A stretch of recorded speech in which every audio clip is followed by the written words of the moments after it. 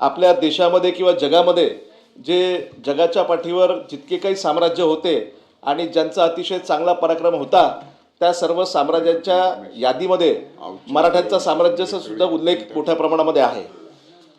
NCERTच्या 8वीच्या पुस्तकामध्ये जे CBSE मध्ये आणि वेगवेगळ्या बोर्डमध्ये जे पुस्तक आहे त्या पुस्तकामध्ये मराठा साम्राज्याचा 1759चा जो नकाशा होता अटकपासून तर कटकपर्यंत आपण त्या अशा पद्धतीचा उल्लेख अनेक वर्षांपासून करत आलेला आहोत।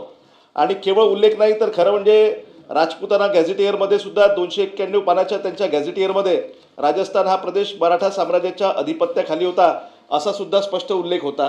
ब्रिटिश इंडियामध्ये सुद्धा वेगवेगळ्या प्रकारच्या नोंदी त्यांच्या त्या इतिहासामध्ये त्यावेळेसच्या होत्या।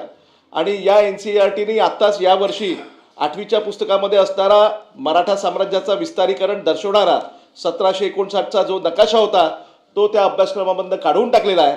आणि म्हणून त्याकरता या सभागृहाच्या माध्यमातून मला या ठिकाणी 289च्या माध्यमातून चर्चा उपस्थित करण्याची विनंती आहे। खरं म्हणजे छत्रपती शिवाजी महाराजांचं नाव राज्यपालांचं सुद्धा अभिभाषण असेल किंवा कुठलंही महाराष्ट्रामध्ये असेल किंवा सातत्याने मंत्रिमंडळाच्या सर्व सभासदांकडनं किंवा या ठिकाणी सरकारच्या माध्यमातून किंवा या सभागृहामध्ये आपण सातत्याने त्यांचा या ठिकाणी उल्लेख करतो। कोणत्याही कामाची सुरुवात आपण छत्रपती शिवाजी महाराजांच्या नावाने करतो आणि छत्रपती शिवाजी महाराजांनी या ठिकाणी मोठ्या प्रमाणामध्ये मुघल साम्राज्याला लढा दिला, या ठिकाणी हिंदवी स्वराज्याची स्थापना केली आणि कालांतराने अनेक मोठ्या राजा महाराजांनी आणि मराठा साम्राज्यानं त्या ठिकाणी वाढवण्याचं काम मोठ्या प्रमाणामध्ये केलं। आमच्या नागपूरचे मुधोजी राजे भोसले हे नागपूरचे सिनियर भोसला पॅलेसचे ते संस्थापक आहेत आणि त्यांचे वंशज आहेत। तर त्यांनी सुद्धा किंवा या राज्यातल्या अनेक मराठा साम्राज्यामध्ये त्यावेळेसच्या असणाऱ्या त्यांच्या वंशजांनी या NCERTच्या अशा पद्धतीच्या या ठिकाणी जे त्यांनी नकाशा पुसून टाकण्याचं काम केलेलं आहे त्यावर तीव्र निषेध नोंदवलेला आहे।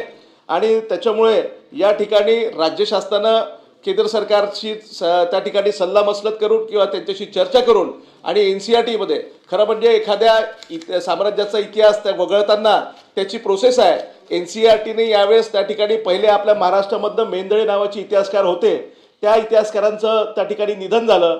नंतरच्या काळामध्ये NCERTमध्ये अशा पद्धतीचा कुठल्याही अभ्यासक्रमामध्ये बदल करताना राज्याचा तो इतिहास आहे आणि म्हणून या राज्यातनं एखाद्या इतिहासकाराची त्या ठिकाणी निवड करायला पाहिजे होती, त्यांच्यासोबत चर्चा करायला पाहिजे होती आणि नंतरच तो त्या ठिकाणी नकाशा योग्य आहे किंवा नाही आहे अशा पद्धतीचा निर्णय घ्यायचा होता। परंतु अशा पद्धतीची कोणतीही प्रोसेस न करता त्यांनी परस्पर NCERTने जो आपला मराठा साम्राज्याचा इतिहास आहे तो त्या ठिकाणी पुसून टाकण्याचं काम केलेलं आहे। आणि म्हणून माझी विनंती आहे की आपण या 289च्या माध्यमातून या ठिकाणी याला चर्चेच्या स्वरूपामध्ये हा मुद्दा घ्यावा आणि सरकारनं सुद्धा याच्यामध्ये दखल करावी आणि त्याच्यामध्ये त्याची उपाययोजना करावी ही माझी विनंती आहे।